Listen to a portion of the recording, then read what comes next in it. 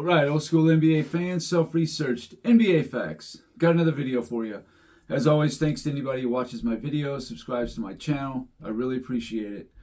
In this video here, my favorite thing to do is to debunk and ridicule these narratives that are out there. I've done videos about, why did Michael Jordan win in the 80s? I've done several of those. A lot of people just have no understanding of what the NBA was like in the 80s. If you're comparing it to how the NBA was done, say from the even like mid 90s to today, it was different. It was totally different.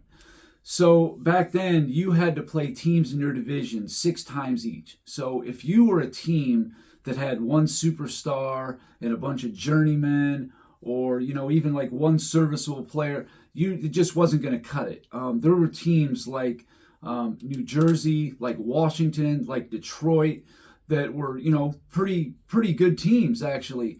But because they had to play the top teams so much, they were never going to get a good record. Milwaukee, Philly, and Boston, they ruled the roost for, the better part of a decade, about 7-8 years. And if you look at the Eastern Conference in those years, there wasn't a lot of teams that won between 45 and 55 wins. And that's like very common nowadays. But back then it wasn't.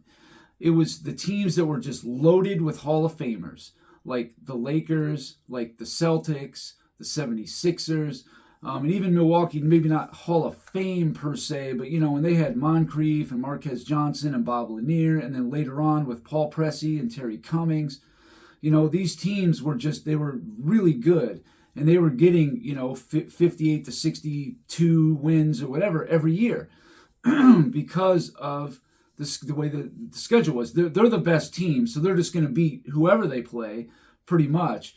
And then the other teams that were just good or average, they're going to have a rough go of it because of that. The West was way weaker than the East. So you only got to play.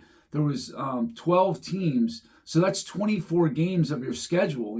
That's less than a third of it. You're playing those teams. So you're unfortunately stuck playing these tough teams. And that's what happened. Not just to the Bulls, but to a lot of teams. I mean, even look at the Pistons. They had Isaiah Thomas and Bill Laimbeer. Vinnie Johnson was really good. Kelly Tripucka was good. And they could never do anything because they kept running up against those teams. But anyway, that's just one that I've talked about this in 2 or 3 videos already. But this one here I've not talked about before that I remember, and that was that the Bulls in the 90s was on some kind of a super team. Had 1 or 2 people, I think 2 people said it in the comments just today. What a joke, right? What constitutes a super team? That's what I want to know. Well, if you're talking about you have 1 to 2, like all NBA type players or whatever, that's far from a super team. Or even if you have 2 of those guys and then you have another guy who's really good on one side of the ball, that's just not a super team. Is a team that can throw 4, 5, 6 players at you that are really high level, all NBA, all-star level players. That's a super team.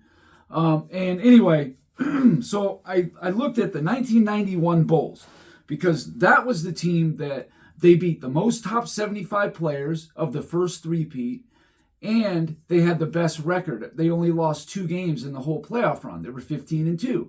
Okay, so we're going to take a look at them first. So the 91 Bulls, Jordan, Pippen, Grant, Paxson, and Armstrong.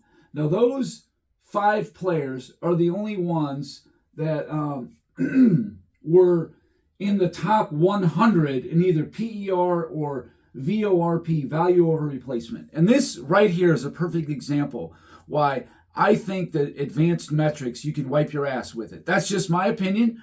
A lot of times it seems like the best players or whatever are at the top, but it gets screwy, really screwy, and it's just incorrect in a lot of cases. All right.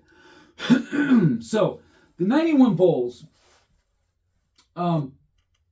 they're basically best 5 players. Michael Jordan averaged 31.5 points, Pippen 17.8, Grant 12.8, John Paxson 8.7, and B.J. Armstrong 8.8.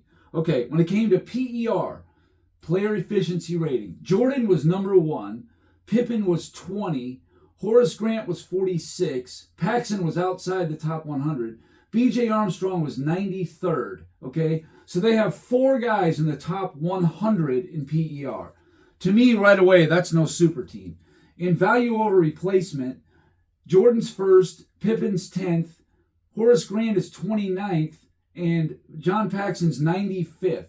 So you have 3 guys in the top 94. To me, even you could even say top 90. Well, that's to me just kind of in line with what any other team has. You know what I'm saying? Like nothing really stands out. Now, yeah, at the very tippy top, Michael Jordan, he almost makes any team kind of like that who has some serviceable players with it. But as you can see, there's only 1 player averaging, or 2 players over 12.8, and only 3 players averaging double figures for the Bulls. Now let's take it another team the same season, 1990-91. Now, when you say team, if you're talking about 2 guys, even like 3 guys, that's not a super team. That's not enough players to constitute a super team. That's a joke. All right, here's a team, the 91 Blazers. They had the best record in the NBA. Now let's look at their team. Clyde Drexler averaged 21.5 points a game. Terry Porter, 17 points. Danny Ainge, 11.1. Buck Williams, 11.7. Jerome Kersey, 14.8. Clifford Robinson, 11.1. Kevin Duckworth, 15.8. And they had, as far as PER, they had Clyde Drexler, number 12. Terry Porter, number 13. Danny Ainge, number 55. Jerome Kersey, number 77. So they got 4 guys in the top 80. The Bulls had 3.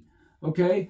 Buck Williams is 103. Clifford Robinson is 139. And Kevin Duckworth is 109. Now, this is where this stuff gets ridiculous about advanced metrics. Okay? So value over replacement. Clyde Drexler was 6th. Terry Porter 7th. Danny Ainge was 40th. Really? Okay. Buck Williams was 72nd. Jerome Kersey 43rd. Clifford Robertson 118. And Kevin Duckworth 371st. What a joke. Okay. So in that year, 90-91, Clyde Drexler finished 6th for MVP. He was an all-star, finished 2nd team All-NBA. Terry Porter was 9th for MVP, also an all-star. Buck Williams was 1st team All-Defense and finished 5th for Defensive Player of the Year. And Kevin Duckworth was also an all-star. So they had, on their team, they had Clyde Drexler was an all-star. Terry Porter was an all-star. Kevin Duckworth was an all-star. And Buck Williams is all-defense. 1st team. Top 5 for Defensive Player of the Year. So, in my mind, Buck Williams and Horace Grant are very similar. In fact, Buck Williams' stats were 11.7 points and 9.4 rebounds. Horace Grant was 12.8 points and 8.4 rebounds. So Grant was getting you 1 more point a game, and Buck Williams is getting you 1 more rebound a game. But Buck Williams, the better defender. So let's just say Buck Williams and Horace Grant, that's a wash, right? Okay, that's a wash, no problem. Then you got Danny Ainge, who 40th in PER is certainly better than B.J. Armstrong. Terry Porter, certainly better than John Paxson. Okay? That's your guard and your backup guard.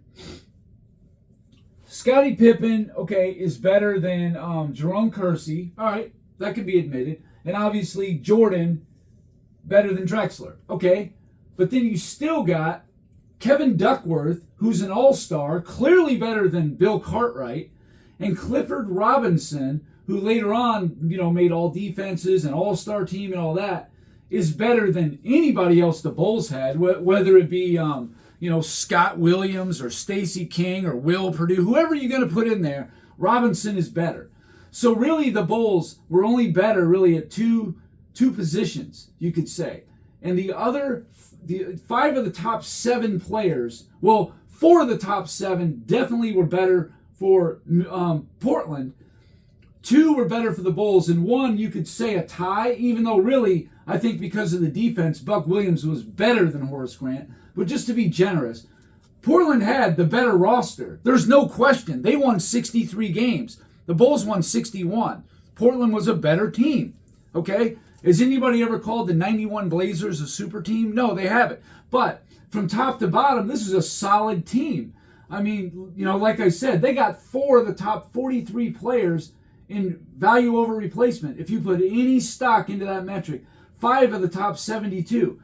I don't put much in it. I think that it's just, I don't know where they get this stuff from, but I think it's kind of worthless. All right, now let's move on to another comparison. Okay, the 96 Bulls, that was their marquee season. That was the big year, the best season any team has ever had. Winning percentage, playoffs, and regular season, you combine those, 87-13, that's the best of all time. All right, so this is a team that is an actual super team. The 1983 76ers.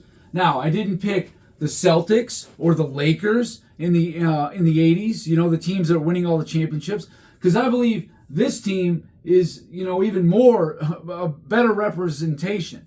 So, in 96, you got Michael Jordan is averaging, this is the playoffs, is giving you 30.7 points a game, Pippen 16.9, Rodman 7.5, Kukoc 10.8, Luke Longley 8.3, okay? That's like the 5 guys in minutes played or whatever, okay? So, these 5 guys, there's only 2 of them that are giving you more than 10.8 points a game. That's it. And that includes the bench and all that. Only 2 guys. All right? Only 3 guys in double figures at all. All right, so now when you get to the metrics, you got Jordan is tied for first with David Robinson in PER. Scottie Pippen is 15th. Dennis Rodman is 137th in PER. Tony Kukoc is 19th. And Luke Longley is 167th. Now, is there any universe that you think that Tony Kukoc was a better and more valuable player than Dennis Rodman? Yeah, I didn't think so. All right. Value over replacement. Michael Jordan's number 1. Pippen is number 7. Rodman is number 116. Kukoc is number 17. Luke Longley is number 199. So on its face, you say, well, yeah, they got 3 of the top 17 players in value over replacement. But the guy you're claiming that makes it a super team, Dennis Rodman, isn't even the top 100. And then you go to box plus minus. This is supposed to be the be-all, end-all. Michael Jordan is number 1 in the league. Scottie Pippen is 8th. Dennis Rodman, 103rd. Tony Kukoc is 10th. And Luke Longley is 153rd. Tony Kukoc is top 10 in box plus minus. I mean, does this mean he's one of the 20 best players in the NBA? The guy never made an all-star team or any all-league of any kind. All right, so now you look at the 76ers. In the playoffs, they had Moses Malone giving you 26 points, Dr. J giving you 18.4, Maurice Cheeks giving you 16.3, Andrew Toney giving you 18.8, and Bobby Jones giving you 8.6. Okay. In PER, Moses Malone is number 1, Dr. J is number 5, Maurice Cheeks is number 34, Andrew Toney 38, and Bobby Jones 58. So they had 5 of the top 58 players in the NBA on one team. In value over replacement, the same thing. Moses is 8th, Dr. J 3rd, Cheeks 10th, Toney 32nd, Bobby Jones 58th. 5 of the top 58 in value over replacement. I mean, you see the Bulls got guys in triple digits here, 2 guys. Box plus minus. You got the number 12 guy, number 3, number 5, number 11, and number 63. 4 of the top 12 players in box plus minus is on the 76ers on one team. That's insane. And over here, yeah, you got 3 in the top 10, but that just goes to show you. People say, whenever I bring in PER, people will say, oh no, value over replacement, that's more meaningful. I look at value over replacement, then it's, oh no, box plus minus. Looking at all 3, that is ridiculous. You would think that Tony Kukoc should be second team All-NBA. I mean, what is going on with these stupid metrics? Like I said, I think you can wipe your ass with them. I really do. Now, we get into the accolades of it all, okay? So we have an actual super team versus an alleged super team. Okay, so Michael Jordan is the MVP, right? Well, Moses Malone is the MVP. Let's see how far we can go with this. Michael Jordan is first team all defense. Moses Malone is first team all defense. Okay? Scottie Pippen finished 5th for MVP and was first team all NBA. So was Dr. J. 5th for MVP, first team all NBA. He wasn't all defense, but I'll get to that. Okay? Tony Kukoc was the 6th man of the year. Bobby Jones was the 6th man of the year. Dennis Rodman was first team all defense and got the rebound title. Well, Bobby Jones was first team all defense. Moses Malone got the rebound title. All right? But here's where it really, really gets interesting. When it comes to all-stars, this is where it gets interesting. Moses Malone is an all-star. Dr. J's an all-star. Maurice Cheeks is an all-star. And Andrew Toney is an all-star. So you have 4 all-stars on the 76ers. The Bulls have 2. Okay? So, oh yeah, well, their strength was their defense. They had 3 players, first team all defense. So did the Sixers. Moses, Maurice Cheeks, Bobby Jones. There's 3 of them right there. Okay, so when you look at it head to head, the best player on the team was Jordan. Okay? He's getting you less than 5 points more than Moses Malone is. All right? The next best player is Scottie Pippen. He's getting you 16.9. Dr. J's getting you 18.4. Actually more. The next best scorer for the Bulls is Kukoc. He's getting you 10.8. Andrew Toney is getting you 18.8. 8 more points. Then you got Luke Longley getting you 8.3. Maurice Cheeks is doubling that at 16.3. Then you got Bobby Jones at 8.6 versus Rodman's 7.5. This team is way better, more solid, not better, I shouldn't say it. This is a super team from top to bottom. Their talent was more spread out. At the very top, Jordan was better than anybody on the Sixers, but that's where it ends, okay? Any other player you go right down the line, the 76ers were better. Dr. J is definitely better than Pippen, even in 83 versus 96 Pippen. Definitely Dr. J was better. Then you got Dennis Rodman going up against what? Maurice Cheeks? Well, but Maurice Cheeks was 3rd for Defensive Player of the Year, where Rodman was, I believe he was 7th for Defensive Player of the Year. Okay? So Maurice Cheeks is not getting you necessarily like the rebounds, but he is getting you the steals, the assists, all that. But he's giving you offense. He's giving you 9 more points than Rodman is right there. And then you got a guy like Tony Kukoc giving you 10.8. Defense is a non-factor. He's a non-factor on defense. Andrew Toney is giving you 8 more points a game and is a little bit better defender than Kukoc because he was so terrible. And then Luke Longley, 8.3. Bobby Jones is giving you actually a hair more than Longley's offense. But on defense, this guy was one of the 3 or 4 best players on defense in the NBA. Bobby Jones, everybody talks about all these first-team defense. Bobby Jones, if you count the ABA, has 10 first-team all defenses. Michael Jordan's got 9, Pippen's got 8, and I think Rodman has 5 or 6. Bobby Jones was actually the better player. So what it all comes down to, this is an actual super team. The 83 76ers, they swept the defending champion Lakers. That's prime Kareem, prime Magic. I mean, they swept him. What can I say? Jamal Wilkes, Norm Nixon, Michael Cooper, the whole gambit. Bob McAdoo, all those guys. They swept them. That's a super team, okay? No doubt about it, from top to bottom. Now, when it comes to the Bulls, like I said, if it was, as long as it was just Jordan and Pippen like in 95, they're not a super team, right? But as soon as they get Rodman, all of a sudden, oh, it's a super team. Well, let me ask you this.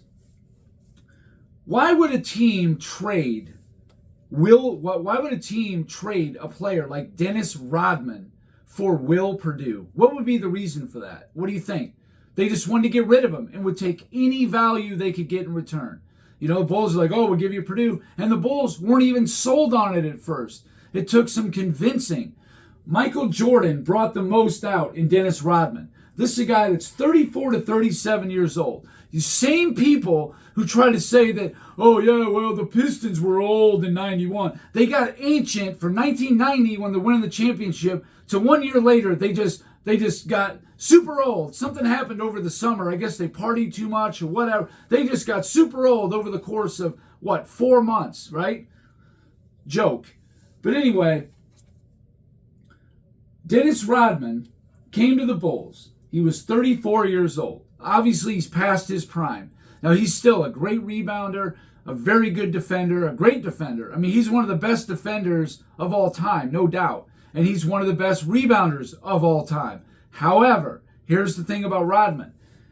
He's a liability on offense. In the regular season, he's getting you like 5.5 points a game. He did get a couple more in the playoffs, but Rodman is giving you next to nothing on offense. His only value on offense is setting picks and offensive rebounds. That's it. That's his only value on offense. Shooting the ball, like creating his own shot, no. Rodman has basically no value on all. He's an amazing one-sided player. Tony Kukoc is a one-sided player. And I wouldn't go as far as to call him amazing, but he was a pretty good player. He was above average for sure offensive player. He never made an all-star. That's the other thing. So you got Tony Kukoc, Luke Longley, you got Ron Harper, you got Steve Kerr. Okay? Now you can keep going down the list. Kukoc, Longley, Harper, and Kerr never made an all-league. They never made an all-star of any kind at any point in their careers. None of those guys did. So how can you have all 4 of your top 7 guys in minutes played never make an all-star team or make any kind of all-league at all in their whole career, and you call this a super team? How can you do it? It doesn't make any sense. I mean, there had to have been something. I mean, Kukoc won 6th man of the year. I mean, the term implies you're coming off the bench. But Dennis Rodman traded for Will Perdue. The Spurs were glad to get rid of him. You know what I mean? They were good with it. Well, Rodman after 98, what happened to him? Does anybody remember? I remember what happened to him. He didn't play right away. The Lakers signed him, okay? So he goes over to the Lakers now. And he only played 23 games, but never even played in the playoffs. He just didn't make it. They cut him, whatever. He's done with the Lakers. Now, for those 23 games, does that mean that the Lakers also had a super team? Think about it. You had Shaq, who was making all NBAs. You had Kobe Bryant in 99 was making all NBAs.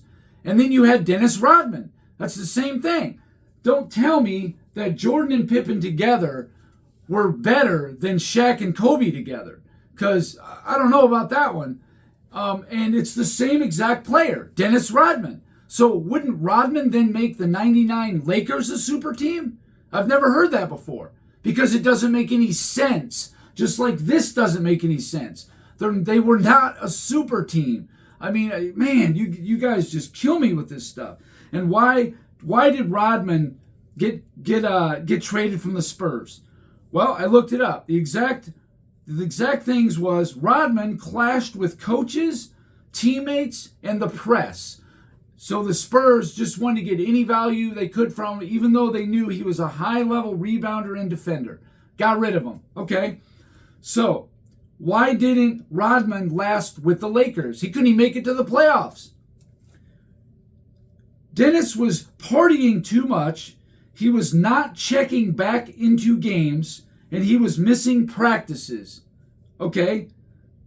So, because Michael Jordan can get Dennis Rodman in line and get the most out of him, that makes it a super team. Shaq and Kobe couldn't. You know what I mean? Del Harris, the coach, whatever the reason, they couldn't get the most out of Rodman. All right? San Antonio couldn't get the most. Now he was playing really well for San Antonio, but apparently they were done with him, his antics and all that kind of stuff. But he pulled antics on the Bulls, but he was there for them. You know what I mean? Like he didn't let the team down at all. So again, I think this stuff is totally stupid and ridiculous. And the Bulls having 3 guys who ever made All-League or All-Star or anything like that it can't make a super team. It's not possible. And you can just keep going down the line. Bill Wennington, Judd Bushler, Randy Brown. I mean, however far you want to go. Scott Burrell, Bison Dele. You just keep on inserting a name in there. Doesn't matter who it is. And none of these guys ever made All-Star or made All-League. Now, Ron Harper, before his surgery, yeah, he was a different kind of player. He was really good back in the late 80s and early 90s on his Cavaliers and Clippers days. But that's not what this Ron Harper was. You see what I'm saying? Like, you know, he was a, solid defender, but offensively, he was just a shell of what he used to be. So, anyway, that's all I got for this video. I just can't believe the narratives that are out there and how easy people fall for this stuff. It's not a super team. They're going to say, because Kukoc is in the Hall of Fame, though it's 4 Hall of Famers, that's the European stuff, which is a third-rate league. It's not the NBA. If Kukoc was any kind of, high-quality NBA player like they're saying, like Manu Ginobili. Manu Ginobili has multiple All-NBAs, multiple All-Stars. He's got, top 15s for MVPs. Kukoc has none of that. But Ginobili was coming off the bench too. A left-handed international player, just like Kukoc. But he wasn't as good as Ginobili. How about like Peja Stojakovic? Was he as good as him? No. And Stojakovic is even in the Hall of Fame from what I understand. Vlade Divac, he's in the Hall of Fame. Was he as good as him? No, he wasn't. I mean, this stuff gets stupid real quick. It's got one purpose in mind, is to bring down Michael Jordan, okay? Now, the Bulls were a very good team, but it had a lot to do with chemistry, cohesiveness, togetherness, drive, hunger, all those kind of things, with Michael Jordan at the top of it, demanding your best and excellence. So all this other stuff is just smoke up people's asses, okay? It's just something to constantly bring down Michael Jordan. I mean, what can you say? Anyway, that's all I got for this video. If you liked it, please hit the like button. Thank you for watching, and that's it for now.